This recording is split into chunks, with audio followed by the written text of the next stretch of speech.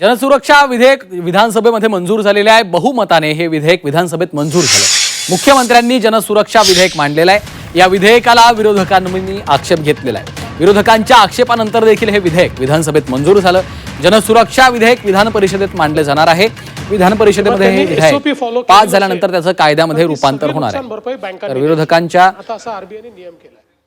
आता फक्त प्रॉब्लेम कुठे येतोय, दुरुपयोग होताना आम्ही पाहिलेला आहे। त्यामुळे या कायद्याचा दुरुपयोग होऊ नये एवढीच आमची त्या ठिकाणी चिंता आहे आणि म्हणून आम्ही त्याच्यामधले काही शंका व्यक्त केलेल्या आहे। त्या शंकेचं कारण की UAPAचा कायदा ऑलरेडी या नक्षल मूवमेंटसाठी आपल्या इथं लागू आहे। त्याच आधारावर आम्ही महाराष्ट्रामध्ये नक्षल मूवमेंट थांबवण्यामध्ये आपल्याला यश आलेलं आहे। हे स्वतः राज्याच्या मुख्यमंत्र्यांनी जाहीर केलेलं आहे।